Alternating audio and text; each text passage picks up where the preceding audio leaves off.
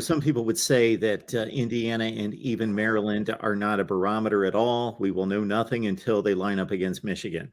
However, Indiana keeps losing football games, but they don't get blown off the field in the first quarter.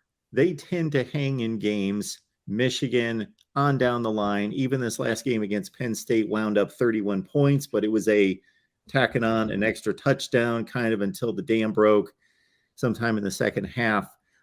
So Indiana is going to be some level of barometer as in terms of effectiveness on the ground. I haven't looked up their numbers on their rushing defense, but that's going to be what everybody's watching this week. Yeah, good point. Indiana obviously last week was hamstrung because Connor Bazelak was in street clothes, the starting quarterback. Jack Tuttle filled in for him. Then he got knocked out, I think, in the third quarter, and they had a true freshman finish the game.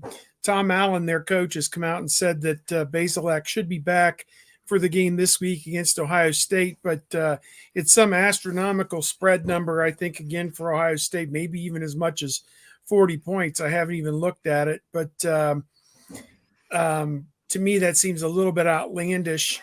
But if Ohio State's hitting on all cylinders and can throw the football and get back to running it with some decent efficiency, which 3 weeks in a row they really haven't, then maybe they're able to cover that kind of a number. And if Indiana's offense can't generate, then so be it. But Indiana opened the season with a win over Illinois, a team that's now 7-2. But Tom Allen, Dick's got to be on a little bit of the hot seat. You and I talked about it on the Big Ten podcast the other day, Mark, that 1-14 in Indiana's last 15 Big Ten games, 0-9 last year, and then 1-5, I think, this year. So, and it's not getting better; it's getting worse. I mean, that was the worst one was the last one to Penn State. So, which understandable with the quarterback issues, they weren't going to move the football. But Penn State did a great job moving it against Indiana in that game. So they have to win out. I'm not sure who they play next week. I know they end up with Purdue. They need to win all 3 games just to get to 6-6, and they're certainly not going to beat Ohio State in Ohio Stadium. That hasn't happened since the late 1980s for Indiana. I think Ohio State's won 29 straight games in the series, which is one of the longest win streaks for any Power 5 team against another Power 5 opponent. Might be the longest active one, I don't know. Ohio State hasn't lost a Big Ten home game since 2015, 7 full years. Last one was to Michigan State. The conditions for that Michigan State game in 2015, kind of similar to what we saw at Northwestern, maybe not the 40-mile-an-hour winds, but it was cold and rainy and blowing that day. And there's one more, as I just kind of go on a stream of consciousness here, 1995, the Eddie George game where he had 300 and however many yards against Illinois. It was in the 30s with some blowing sleet that felt like it was burning your eyes as it was hitting you. It was that was an awful day. I can attest to that. I was in the stands for that one as a sophomore. It was just fine to me. Not that I don't recall too much of it. Working that day. I don't have a lot of memories of that game, other than I think I do remember Eddie George taking off down the side, because that's a moment you'll never really forget. In terms of the Indiana defense, it's funny because they're ranked 11th in the Big Ten in rush defense. You're like, oh, blah, they can't stop anybody. But they're 6th in terms of yards per carry. They only give up 3.6 yards per carry. They held Michigan to 4.1 yards per carry. They've done that where teams will just run so much because they're running out the clock, basically, that they'll run for 180 yards, but it takes them 45 carries to do it. And if Ohio State is struggling, averaging 3 or 4 yards a carry against Indiana, people will point to it and be like, see, this is Ohio State, just not back, can't run it yet.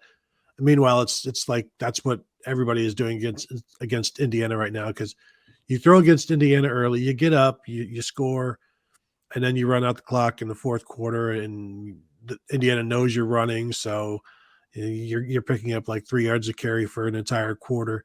But Ohio State still needs, obviously, to establish the run. I do wonder how they're going to want to start fast, but yes, they need to run, but I also think they're probably itching like crazy to get out there and just throw the ball, stretch their legs, throw the ball, stretch their arms in something other than a hurricane. And so even with that Indiana run defense, I think you'll see them continue to use the receivers. I don't know how much you use CJ Stroud. Maybe you just do it once a game just to keep defenses aware of it and make them think that it's possible.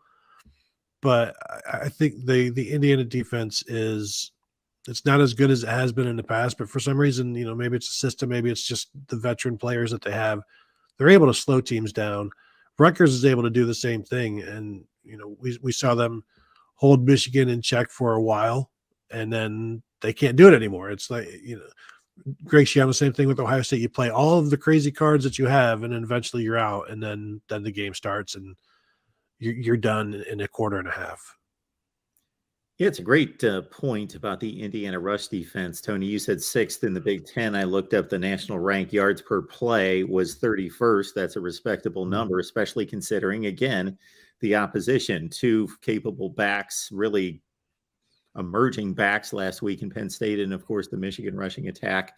It's almost needs to be taken into consideration, much like the defensive ranks of Big Ten Western Division teams. They got good defenses over there, but they're obviously all playing each other and those dismal offenses too at the same time.